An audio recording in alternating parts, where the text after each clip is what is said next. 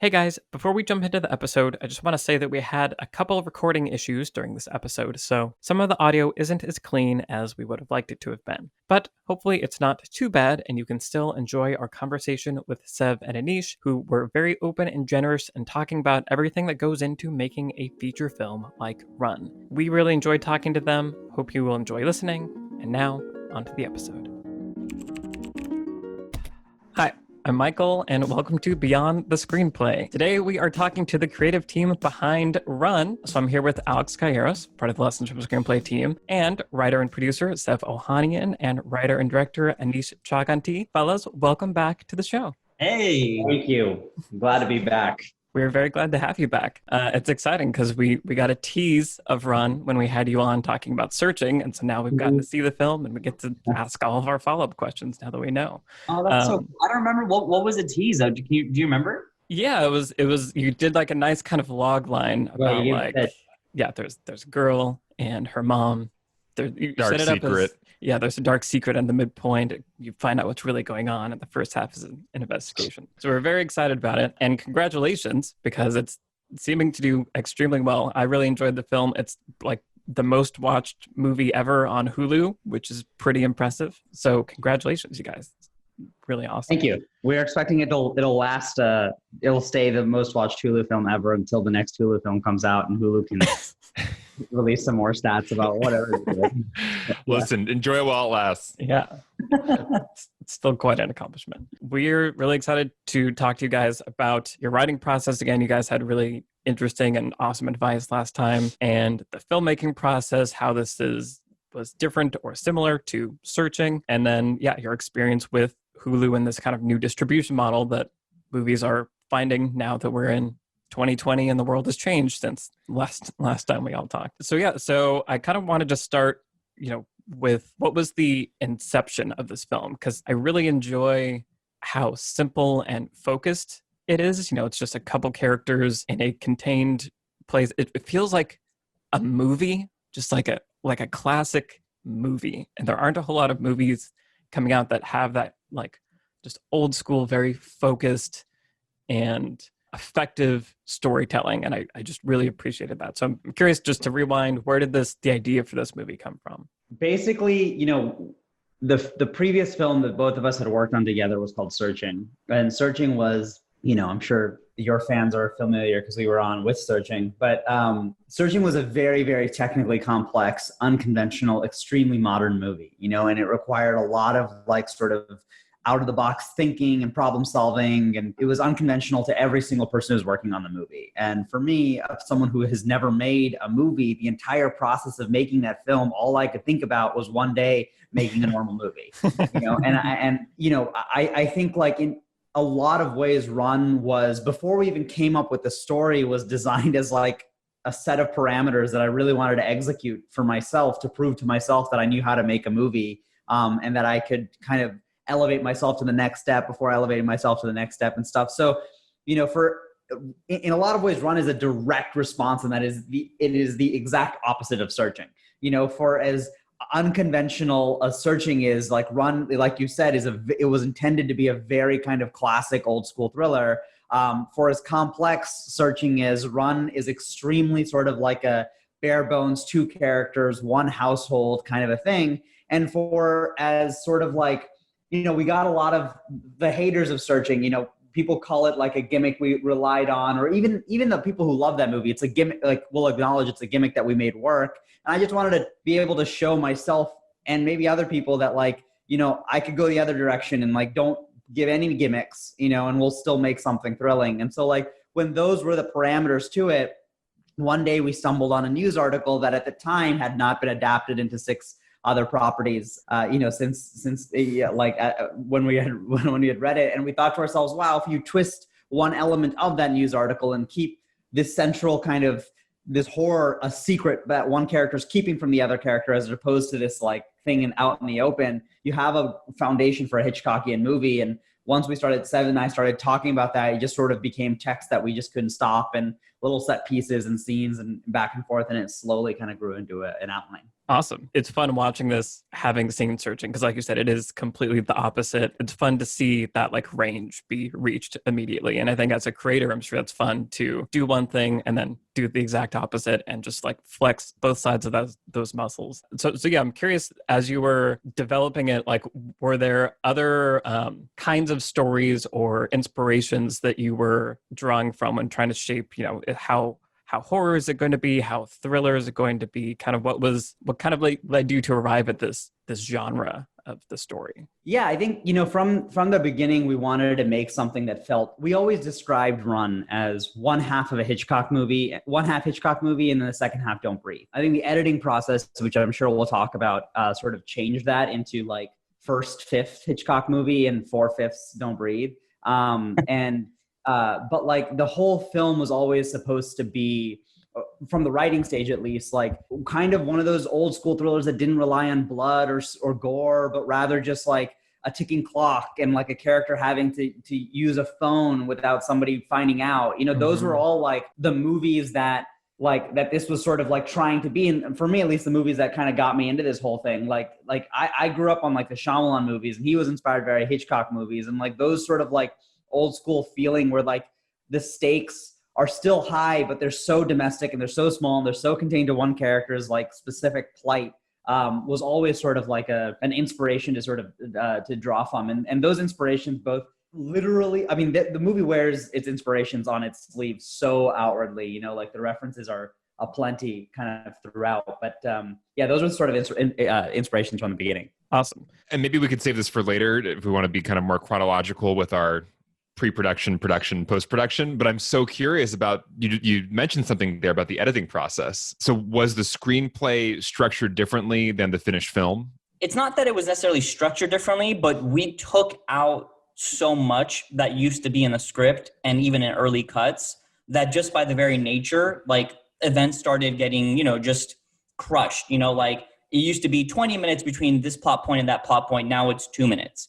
It was so funny because even on Reddit, I remember somebody in the screenwriting forum was talking to me about like, what is your guys' break to 2? Or is like I was like, oh man, that's so crazy. Cause like our like inciting incident and the break to 2 are so close together. And when you edit films, it's so typical to break out the films into separate reels just to kind of help everyone track what you're working on and rendering time. So, movies have 5 reels, 6 reels, whatever it may be.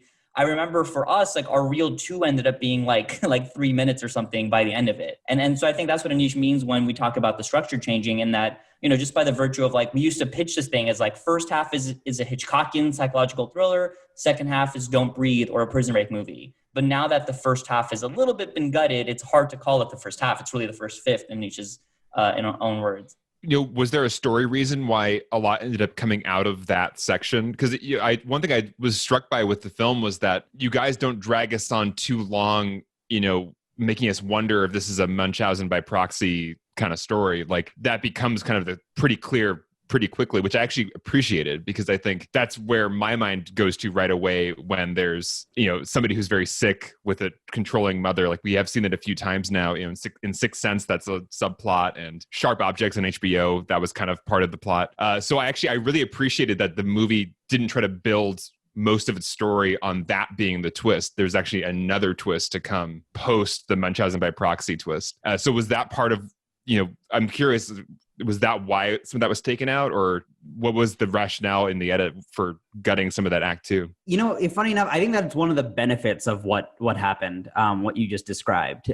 There's a lot of feeling of like, I knew where this was going. And so it was nice to get to the point where it was confirmed and the movie goes forward. I think that was an unintended good consequence of what was happening, at least, or like the way the movie was going to be perceived on our end. I would say my end, unless Sev disagrees, but on our end. The reason that a lot of the movie got cut, unfortunately, is just because of the context of the movies that surrounded it and the shows that surrounded it. When we wrote this film, there's a big lesson to us, and I think like to listeners of this podcast, about like writing out of the headlines. Like when we wrote this film, we were kind of inspired by an article. since that article came out, there was a documentary based on that article. There was a Hulu miniseries based on the article. There was a twist in that show that you referenced earlier. There are subplots in another Ryan Murphy show. There's just it became so part of the cultural lexicon that like Run started becoming a product of its own culture as opposed to being able to be edited outside of itself.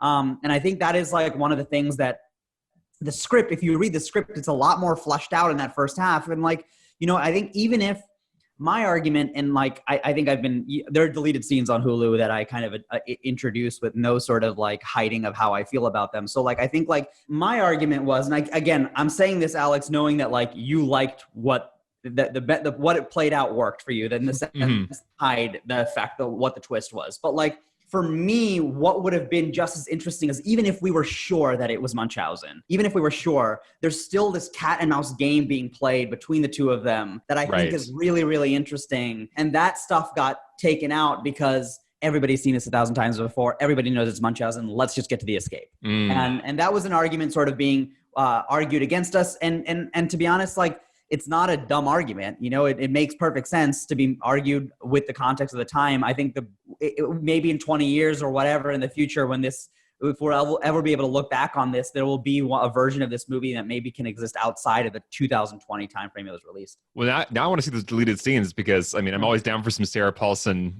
Kira Allen, cat and mouse. That just sounds like fun. So. You guys know what's so funny, man? Like, when we were writing the script, and actually, no, when we were nearly done with the script, I was talking to my friend Ryan Krugler, and I gave him the same exact, log line pitch that I gave you guys. This is well over a year ago. And he was like, "Oh, that sounds amazing, especially you guys making it and Aneesh directing. Like, that's gonna be amazing." He's like, "But are you guys watching Sharp Objects?" And I was watching Sharp Objects, and my fellow producer Natalie Kasabian on the movie, we were super into Sharp Objects every week. But it was still like middle of the season, but Ryan had read the book. And I was like, "No, we're watching it." He's like, "Have you read the book?" I was like, "No." He's like, "Okay, okay." So it's like, it's definitely like this foreshadowing of like this, like you guys, or I think Aneesh put it perfectly, like it is in the lexicon. And I mean, something that we've talked about, or Aneesh has definitely brought up is like, some people look back on films 10 years later, like when you're well outside of this moment, like does the movie feel differently, not having to compare it to other projects that may or may not still be, in your mind. But I mean, it was interesting because I mean, even early on, like we did have debates internally. Like, do we want to do this? Is this going to be fresh? And I remember like one thing that Aneesh said to me that kind of blew my mind was that there was a real life serial killer named Ed Gein, I think. His awful crimes inspired 3 very different, distinct movies, like Silence of the Lambs, Psycho, and Texas Chainsaw Massacre. And just the notion that like, real life inspiration can spark vastly like different approaches to storytelling. I remember to me, I was like, all right, so that makes me feel like, okay, cool, let's do it. Because I knew weighing like, okay, this may not be the freshest thing by the time, it comes out because these things take forever, but also the fact that, okay, I know we can do this well. I know Aneesh can direct the heck out of this. Like, this is our opportunity to find a young actress who has a disability and give them a leading role. Like, there were so many positives to us. And like, even on a really like career trajectory way, it did make sense for us to like follow up Searching with like a really tight thriller that had some really cool elevated set pieces to help launch us for our 3rd collaboration that we're planning on doing. Like, it all kind of made a lot of sense. And obviously looking back now, it's so easy to be like, hell yeah, because it, it clearly worked out in so many ways. But I mean, Aneesh is so right. Like, I think writers do need to kind of be thinking, so like you have to be thinking 3 years from now, is this idea going to be just as relevant? And not just in like what sells, but rather like, what do people want to watch, Well, and there's also just, Michael and I talked about this a lot where we'll have an idea, I'll tell him something that, something I'm working on, and then a movie comes out like 2 months from now that is basically that idea.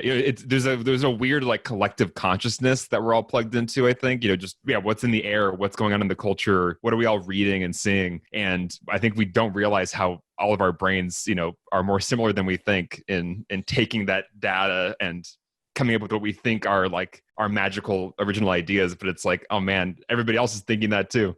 So it's a real challenge for writers. If you're trying to tap into like the pulse of the moment or a cultural thing happening, a lot of other people are also thinking about that. But just to cap off this tangent, what you guys did was so smart, was you made a very specific story with specific characters that wasn't just a Munchausen by proxy story. And so I don't think it falls into that trap of just being another one of, the same thing. You guys did your own thing that is unique and has its own character to it. So I don't think it falls into that trap at all.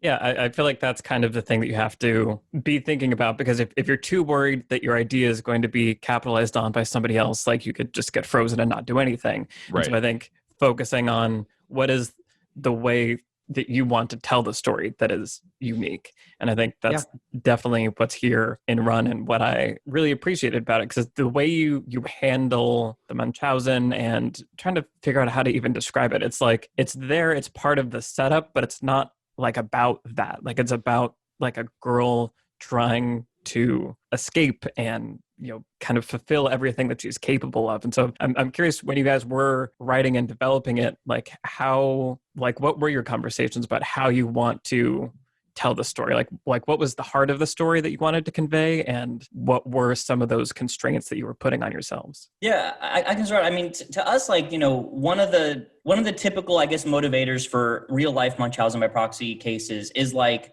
this outward facing thing of like, and I haven't seen the act yet very much on purpose. I'm definitely gonna watch it eventually, but like, I believe it's like, I want sympathy. I want, people to admire me and like, look at what my family's going through. I'm working my butt off.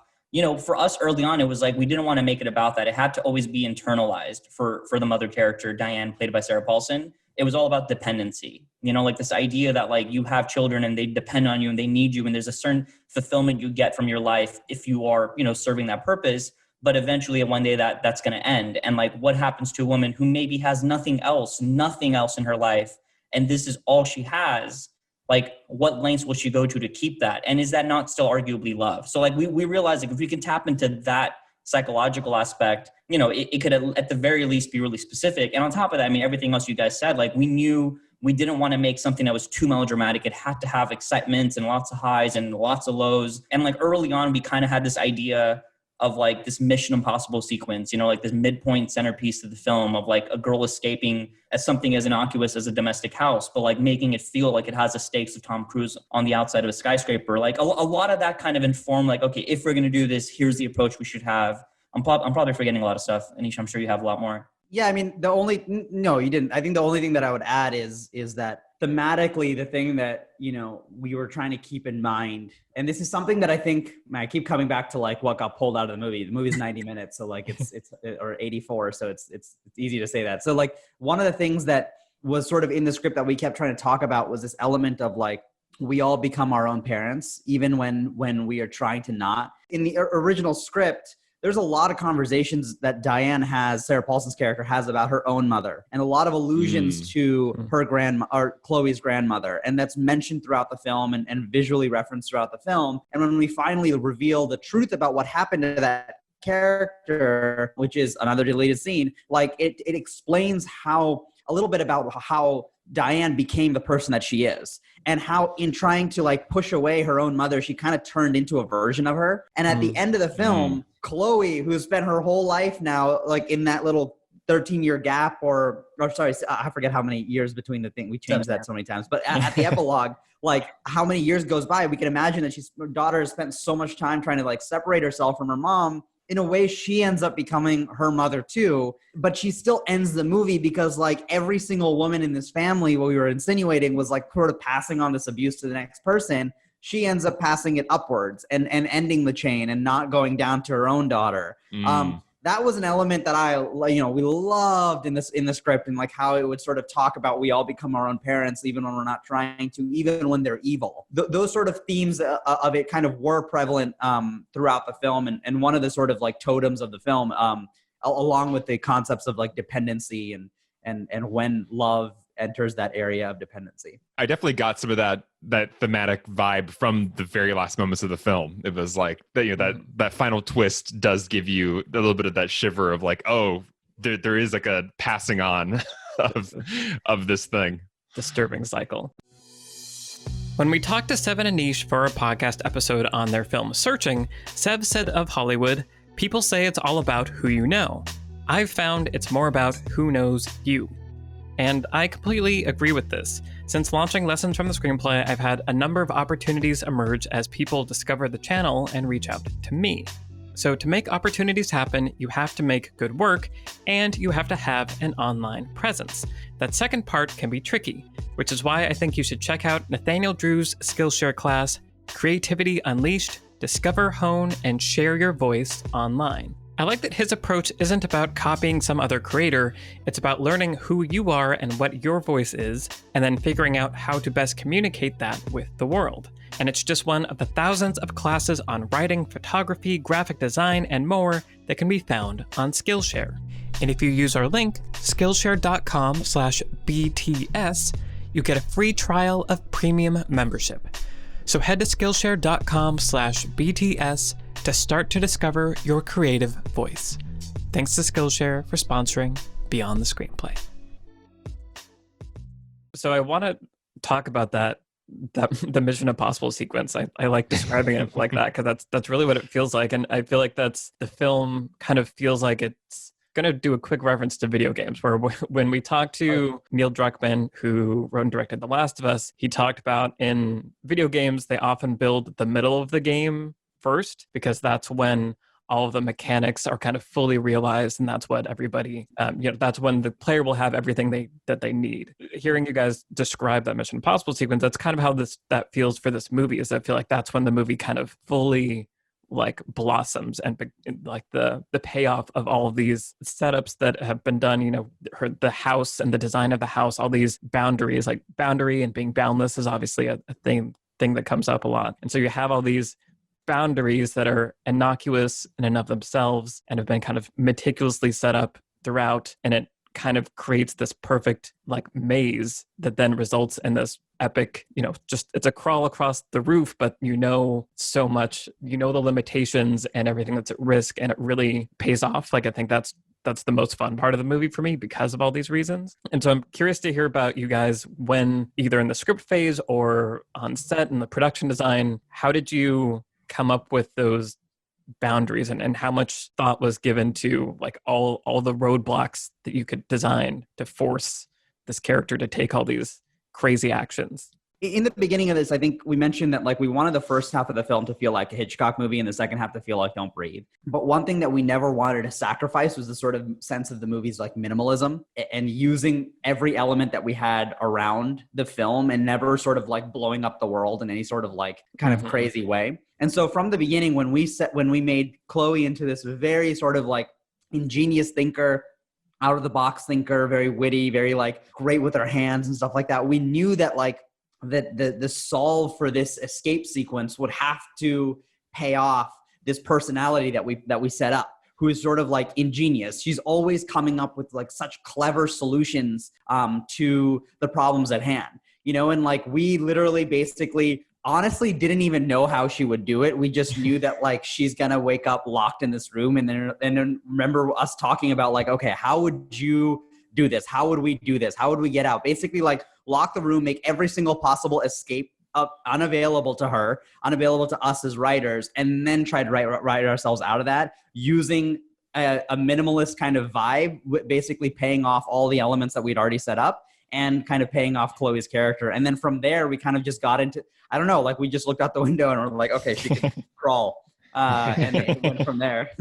One of the tools that Aneesh and I have in our writing toolbox is, and one that I think we use all the time, is just we write ourselves into corners intentionally all the time. And a lot of our movies tend to be thrillers with high stakes and even heist movies that we've written, like, it's like, okay, this is an impossible problem. We don't even know how to solve this. All right, we're done for the day. And then we'll spend a couple of days thinking and texting and what about this and what about that? And like, you want to have that problem that is so impossible so that 1% chance feels really satisfying, yet surprising to the reader or watcher. And this was definitely one of those times, and so much of this movie kind of represents this escalating arms race between the mother and the daughter. And like this famed first half that we keep talking about, that kind of existed more on a psychological level. But in this section movie kind of exists on a very like real level. It's like daughter's locked in a room.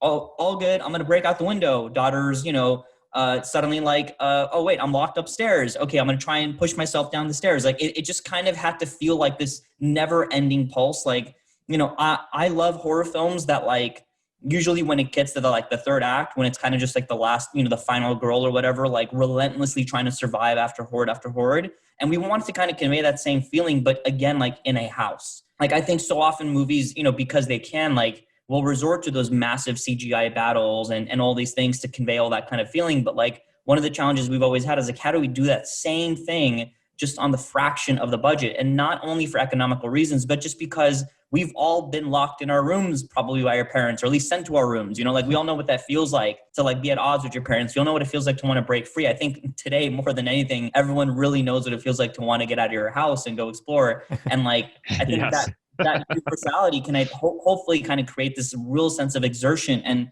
aspiration when she finally does succeed. Yeah, I think as hard as I guess I am on the film, as I will be on anything that I ever make, like the sequence of her waking up to the end of the mailman sequence, that stuff happens with the mom and the mailman. Like that stuff, like that feels like true script to screen. In from the moment she wakes up, it was just like, it was really nice to watch that particular sequence because I was like, yep, that's the movie that we wrote, and it worked in that perfect sense. I love the mailman scene. It's so good. When Sarah Paulson drives up, it's just so nerve-wracking. Yeah, congratulations. Just want to put it out there, like on Sarah Paulson being the star of your movie, because she's just a goddess and she's amazing. And for finding Kira Allen, who is like, everybody's just amazed by this newcomer. So great casting. Yeah. Well, yeah, I feel like we have to talk about the performances more, but just to finish that section that you were just talking about, Aneesh, I feel there's this kind of sense that I can get when watching a movie where I just feel relaxed and like I'm in good hands throughout the whole movie, but especially that sequence. I feel like I'm just in the movie and completely in the flow of going from beat to beat and like emotionally on, right in sync with the movie. And that's so just, yes. Well, very well executed, and congratulations on that. Well, and I do want to underline just what you guys were saying before about writing yourselves into a corner, because we've said this in the podcast a lot, but I think it's really important lesson. So often as writers, it's scary to do that. It's scary to put your characters in a situation that you literally can't even imagine how they can get out of it, because it's like, well, how can I write that? And I love the method you guys use of you come up with the impossible scenario and then put it away for a day or two and just like noodle over it. You don't have to have the answer right away. It's probably good to not have the answer right away. It's good to make it unsolvable until you've really had some time to stew over it. And that's what makes a satisfying sequence. Like when it cuts to outside her room and there's like the rake or the garden tool, like blocking her door. Like, I don't know what's going to happen now. Like I'm completely with the movie because I have no idea how she can get out of this. So bravo. One of my favorite payoffs in that whole sequence is, and this is something I didn't even think about until I think I saw a comment recently somewhere, was like, setup and payoffs is a classic kind of thing. And a lot of that sequence is a lot of paying off a lot of objects and mentalities and stuff like that.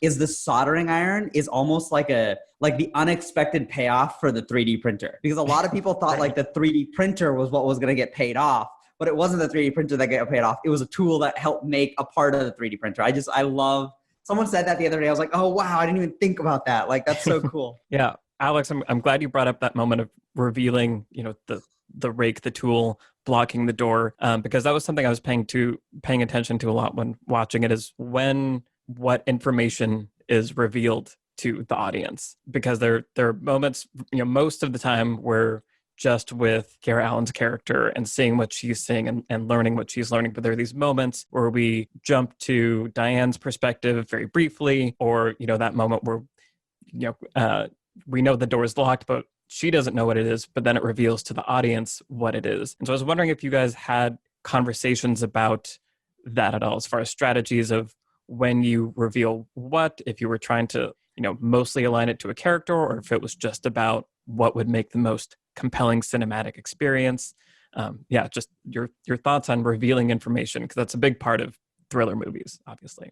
That's so interesting you say that. One of the bigger debates, this is probably really fascinating, I imagine, like, is the entire first half of the movie, like, we're entirely with Kira's perspective, except for one moment. Which was, in the trailer, it's a big, like, we call these like really high Nielsen dial moments. Cause like, if you're watching with a dial, you're going to go all the way to the top. And that's, in the first act, when daughter goes downstairs to check on the internet what this medication is. and the internet's disconnected, and she's kind of like, she knows that it can't be coincidence that the internet's down, so she's reeling from that, and the audience is probably paying attention to the far background where the camera racks to reveal a faint outline of what looks like Diane in the kitchen, like the total creepo. That's the one thing that the audience sees that, if I'm not mistaken, like that Chloe doesn't see. And that actually, that's obviously a really good moment, because it's like, oh, this is a thriller. It's kind of horror vibey, studio like that, because it's something they can put in the trailer. They know people in the theater are going to love it. I mean, that's why we wrote it. But there was also this unfortunate consequence of that moment, because there's an argument that like after this moment, where we initially had in the script, and even in early cuts, like, and even in our outlines, we used to have this other longer sequence that would happen here, this escalating arms race kind of deal.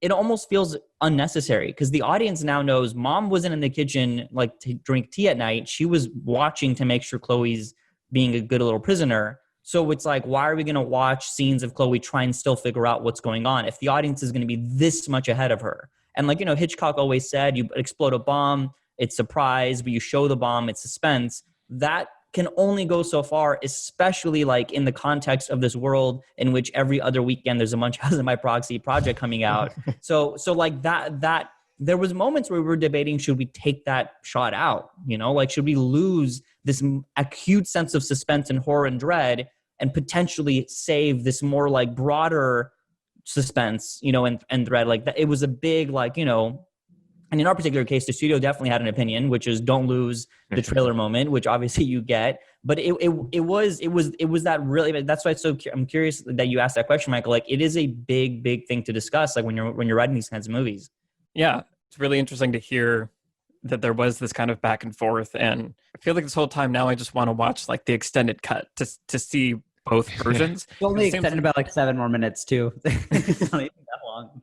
But it's crazy how tiny changes like that can really affect your overall like feeling of what is where structurally and all that stuff. Well, especially in like a mystery story, because like Michael was saying, in a mystery, in a thriller, psychological thriller, so much of what we're watching for as the audience is information and reveals, and when do we get to know what, and who knows what, and what character finds out what when. And so I imagine those tiny changes in this genre make a huge difference in a way that, just a straight drama or dramedy or whatever, those small changes may not affect the story in this like seismic way. So yeah, that's interesting. Just how even into the edit, you have to be thinking about that. And when do you want the audience to like be sure that the mom is evil or not? I love that shot. I think it's a great creepy shot, and because I knew enough about the movie. It's also that weird thing of like, I watched it with my parents the other night, and they hadn't seen any trailers. They didn't know anything about the film at all, and that was so much fun to watch it with them because they're also very like verbal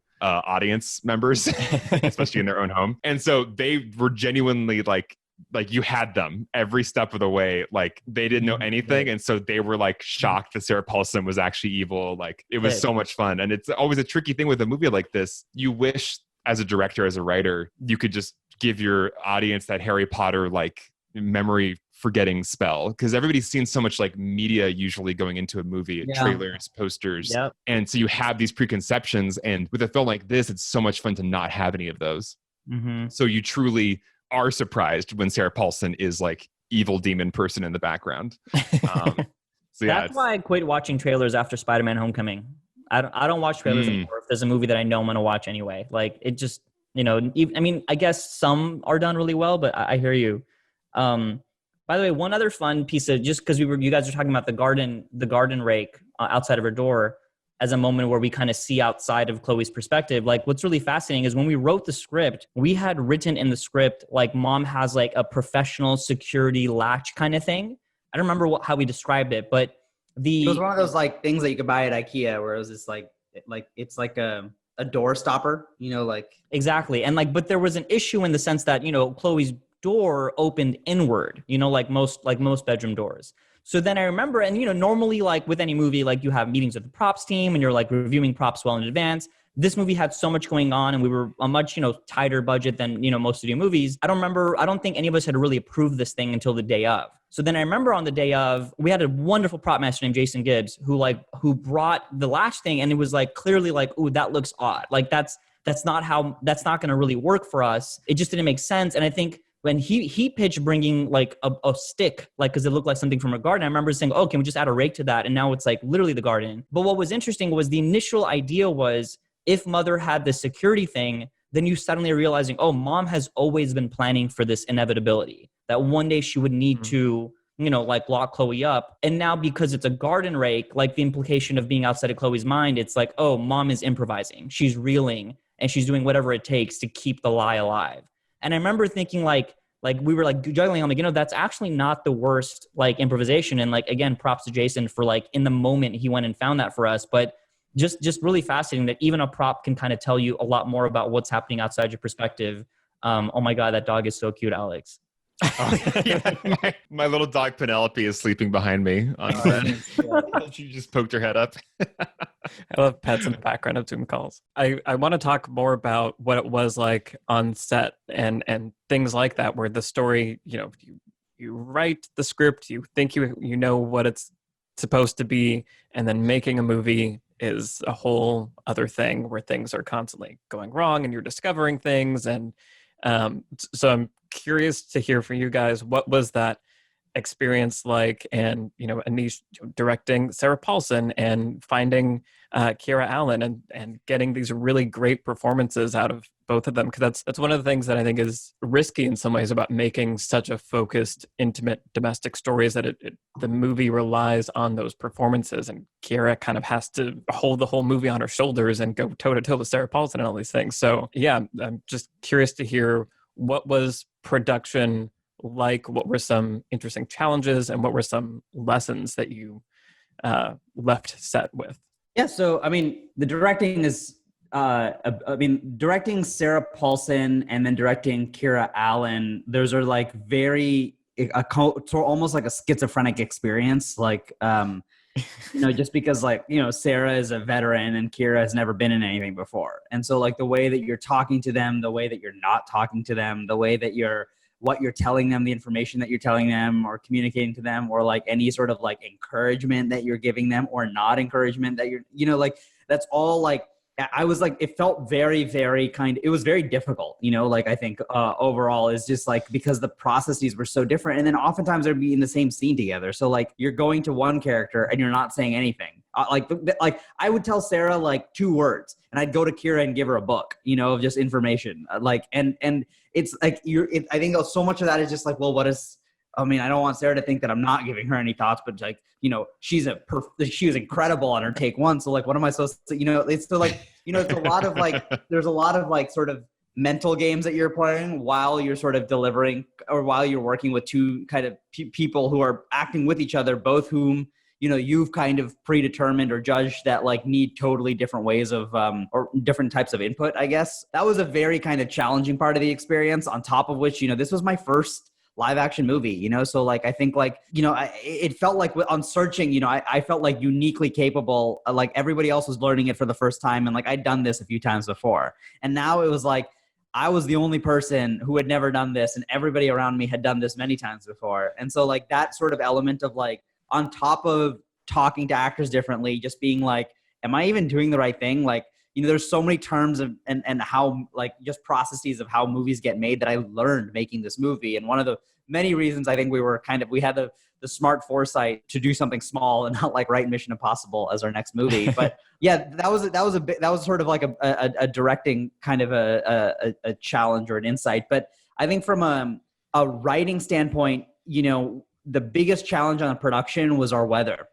We shot in Winnipeg, Manitoba, which is one of the coldest places ever. And we shot a story that took place in Washington State in the spring, and we shot it in Winnipeg in the winter.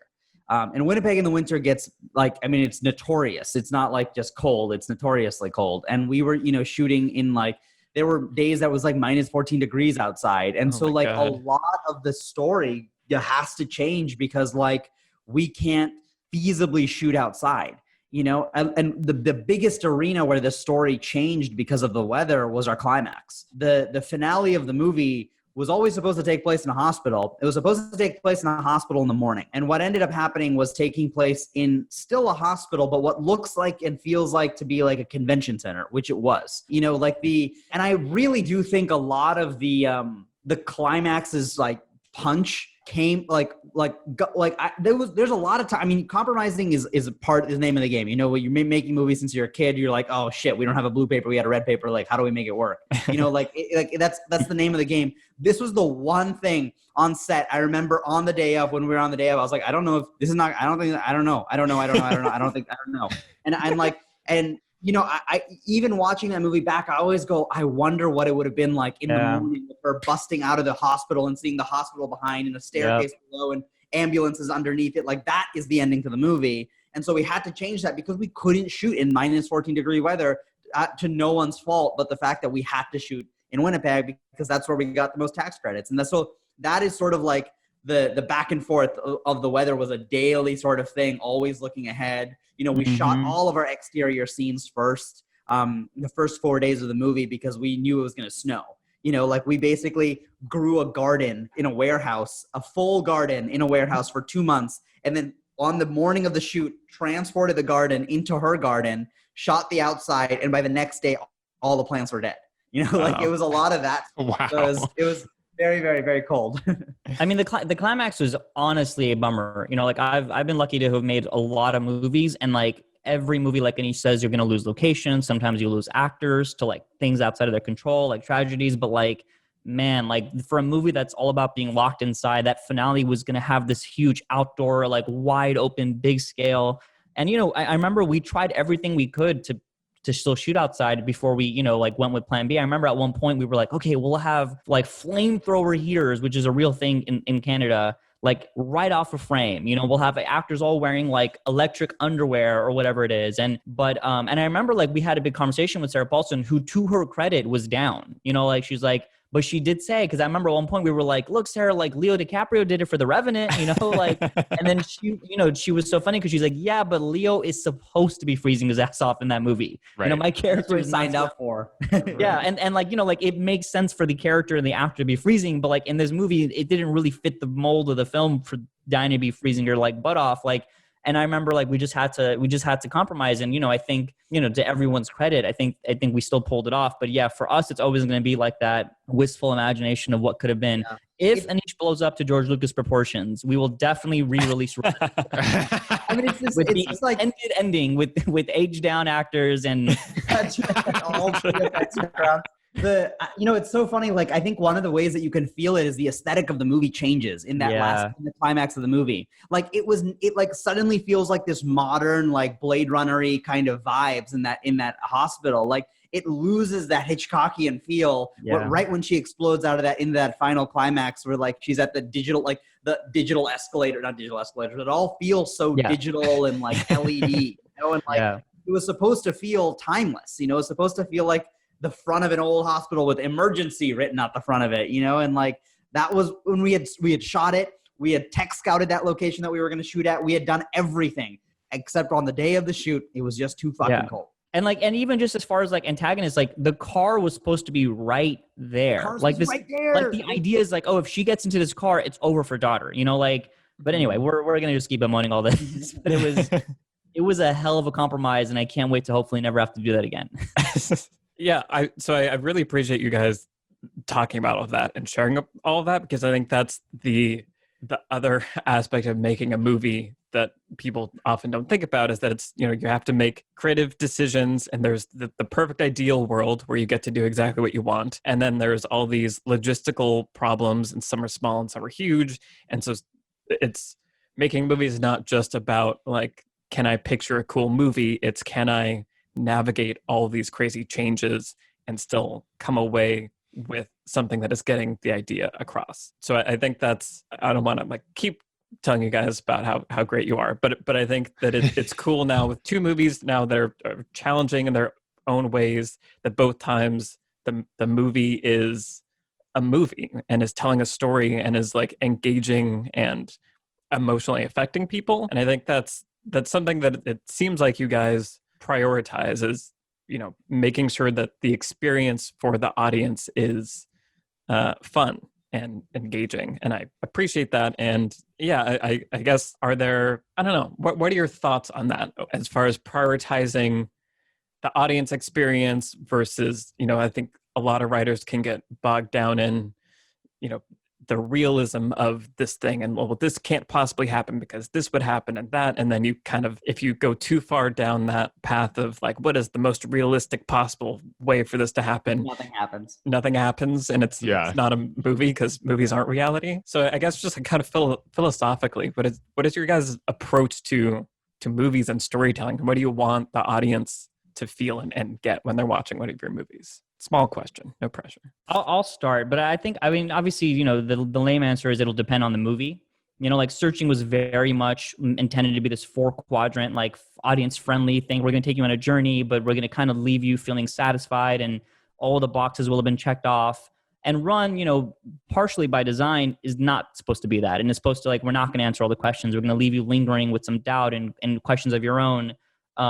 So I think just that approach to like the audience, thing right there, I think, we have always been traditionally like very feedback driven in a lot of ways. Like, we talked last time about our process when we're writing scripts, like in addition to people on the team, like Natalie who read the script and give notes, and like our editors give notes on the script. We do this feedback thing where we go out to like strangers or friends, I should say, who are not on the project, who read, and we ask 100 questions. We do the same process in our feedback screenings when we screen the movie, where we're very interrogative. We ask so many questions, far more than is probably typical. I'm always a big fan of like clarity and making sure like this is what the movie's intending to do. Let's make sure the audience gets that. I think Aneesh is a little bit less of that, and I think that balance has created a good in between with all of us. And I'm talking about Natalie as well and our editors. And it's like always that question of like, like what's funny is to use, again, just trying to be really specific here.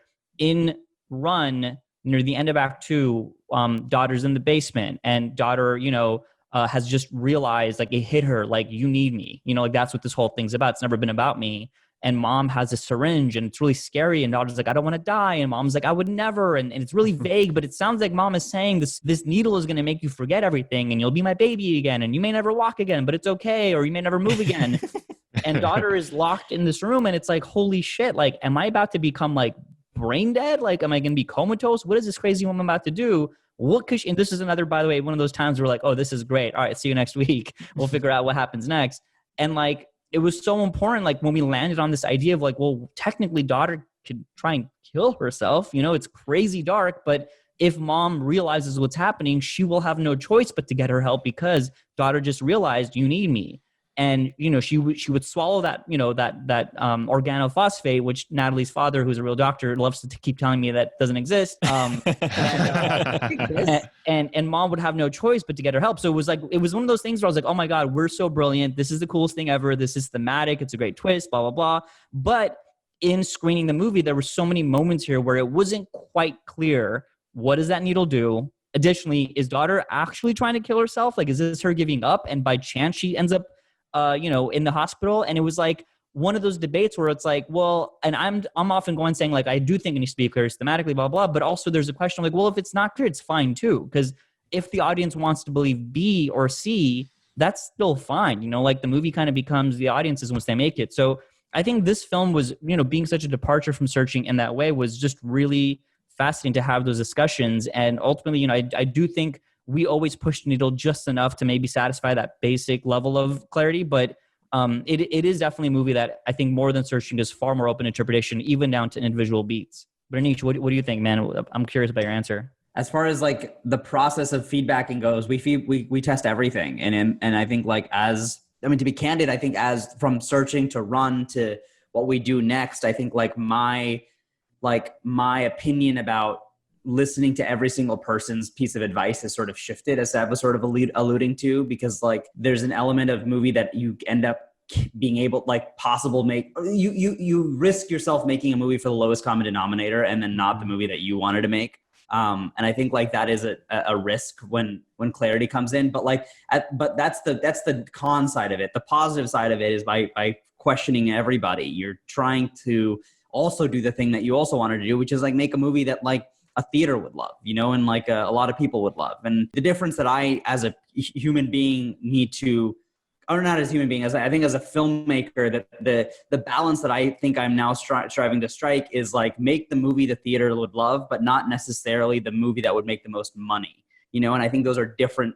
I think making a good movie and making the movie that makes the most amount of money is a very different, it kind of opens itself up to a very different set of choices. And I think like, but I don't know, like the positives of listening to an audience and being very specific with feedback and opening to feedback, like that is 100% verifiably proven as a way to make a good movie. So I think like so far, I think there are no major problems with the system. So I like that a lot. Yeah, and like the North Star is like, what's the movie that's going to have that mass appeal that'll make good money and is a good movie? You know, like it happens all the time, but it's harder. It's such a harder target to hit because so often you have to sacrifice one for the other. And especially as we make studio movies now, you know, like which we're lucky to even be, you know, doing now, like there's that whole other entity that, you know, will often, you know, like for a lot of obvious reasons, will only want to make the movies that make a lot of money because they're the ones who are investing all the movie's budget or the P&A budget and all sorts of things. And they have to answer to their shareholders. So that is always going to be like,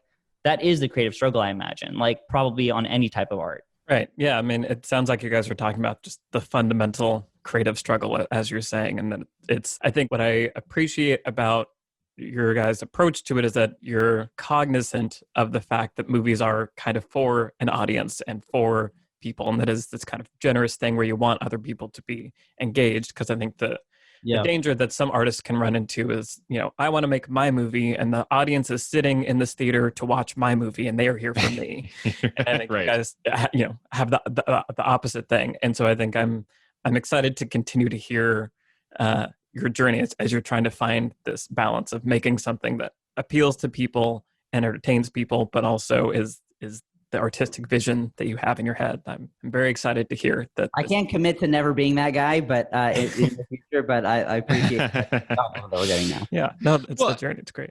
And I think, you know, there's also, you can have a really artsy niche movie that is still for somebody besides the artist, you know, like it can still be made for a niche audience that that artist knows what they want. But then there's other movies that I've seen in movies once in a while, like, you know, occasionally at Sundance or at a film festival, where it's like, I don't know who this is for. Like there's not even a niche audience that this seems to be for. It just seems to be somebody wanted to make this movie because, and that's really frustrating to me because I'm down for an incredibly niche, you know, specific movie experience. But I need to feel like it was made for somebody else besides the artist's own ego. So I just want to say really quick, like, I really appreciate how transparent you guys are. Like, I listened back to our Searching podcast and like, I learned so much from you guys just hearing about your process. And I appreciate right now how you're being so honest about the experience that we all have as creators, where you finish something and all you can think about are all the things that didn't work out, you know, all the scenes that didn't happen, which of course an audience, like once again, my parents watching this movie a couple nights ago, they didn't have any of those thoughts. They had no idea what was missing. They loved it as it was. This is what the vision was supposed to be. But I appreciate you guys sharing that, like, no matter, you're making a movie for Lionsgate, it's the biggest movie on Hulu ever, and you're still having the same experience that all of us have with you know, all the second guessing and what ifs. On that topic of transparency, I'd love to hear about the journey towards distribution that this movie went on, because that was also not how it was supposed to go. It was supposed to come out in theaters in May, but obviously the world's kind of stopped/ended in 2020. And so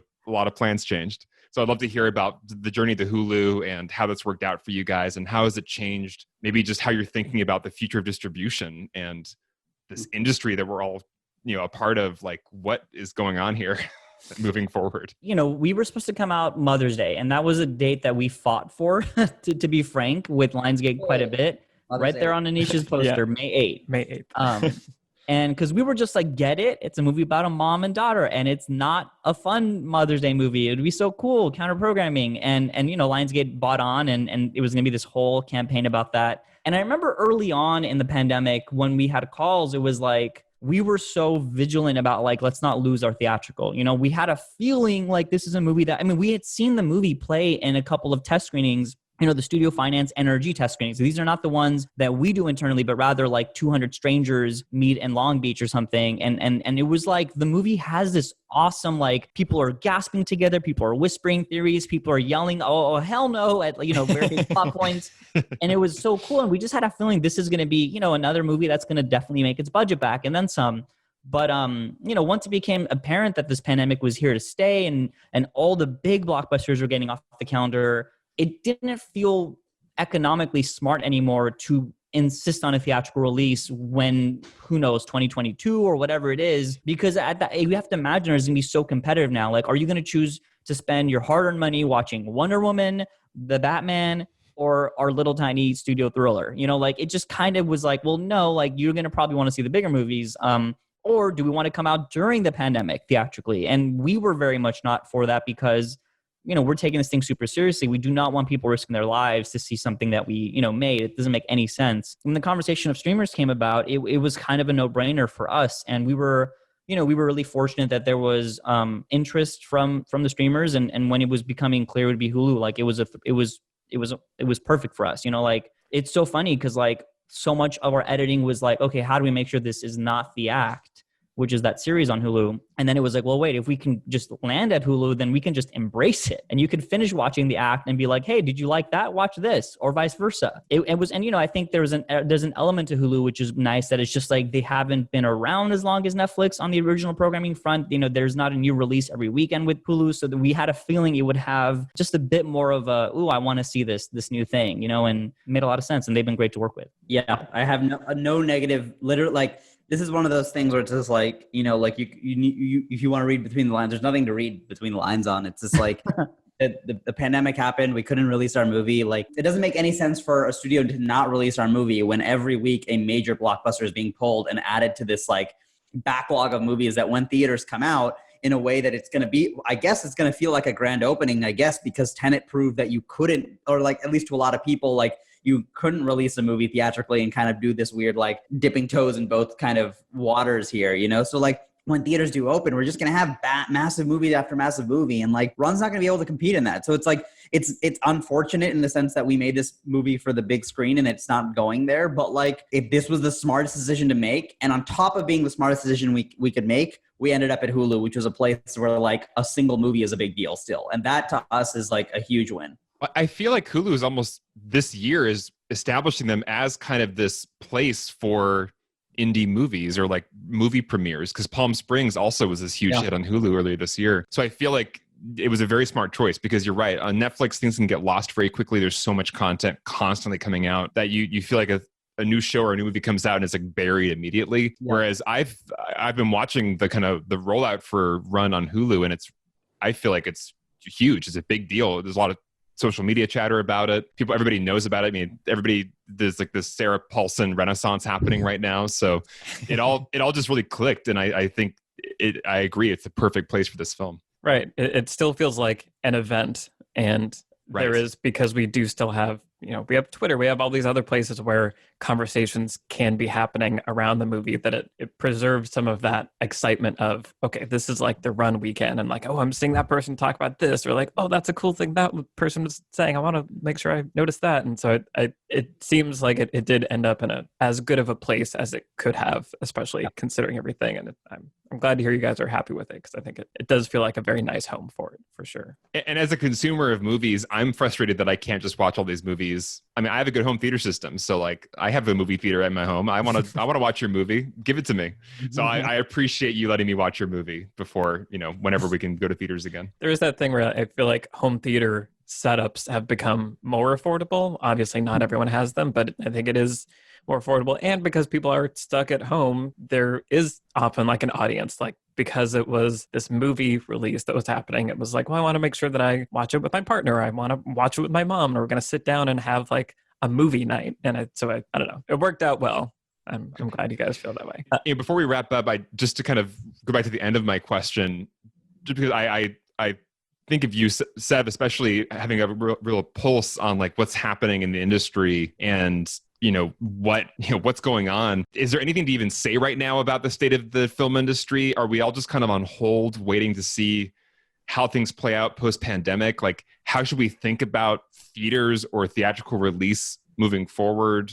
I don't know what the scale of your next project is, but like, has your thinking changed about like how you want to make your next movie based on the current realities? Or are we kind of just thinking this is a temporary hold, we're going to go back to normal at some point?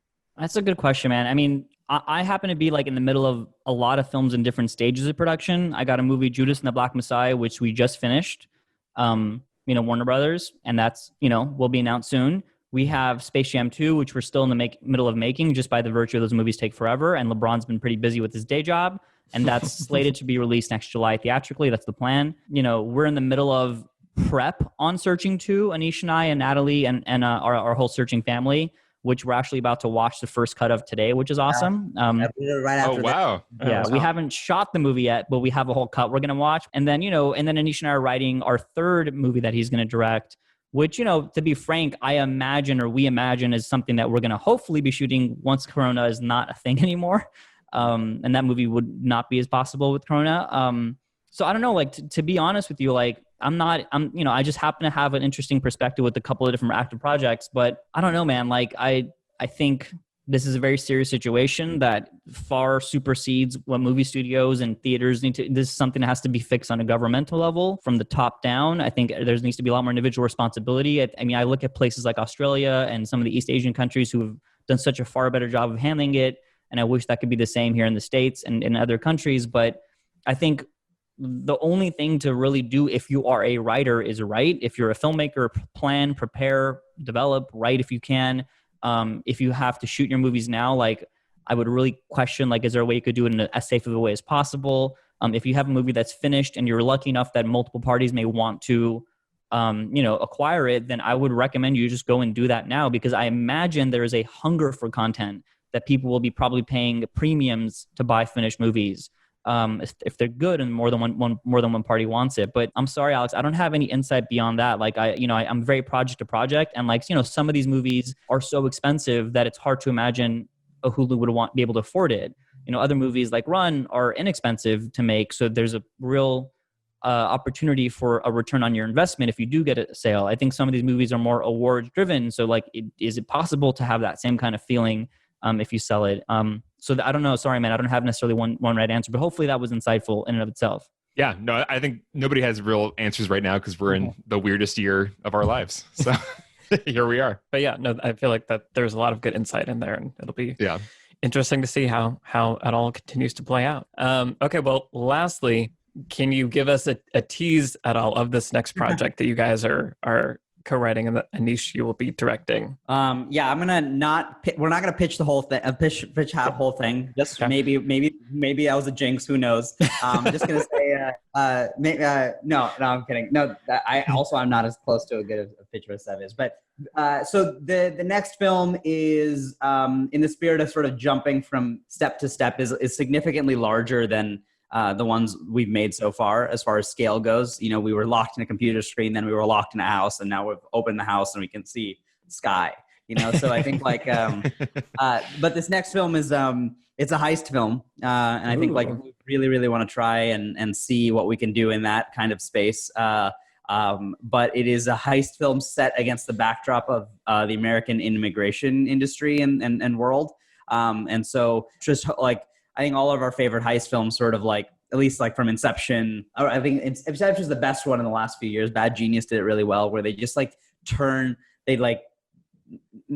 use all the confines and the tropes of a heist film, but they make it new and they make it fresh. And I think like, hopefully we found something that can really kind of freshify that sort of that subgenre. That's awesome. I love a good heist film, and I'm really excited to hear that that's what you guys are working on. Yeah, new heist film from you guys sounds fantastic. I'm on board.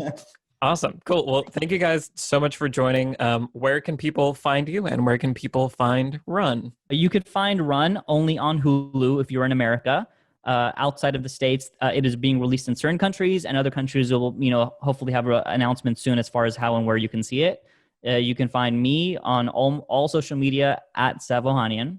Yeah, and you can find me on all social medias at Aneesh Chaganty. Cool. Great. Well, to wrap up, Beyond the Screenplay is produced by Vince Major and edited by Eric Schneider. I've been joined today by Alex Calleros and guests Aneesh Chaganty and Sev Ohanian. I'm Michael Tucker. Thank you to all the patrons for making the show possible. Thank you for listening, and we will see you in the next episode. Thanks, guys. Thank you. Bye.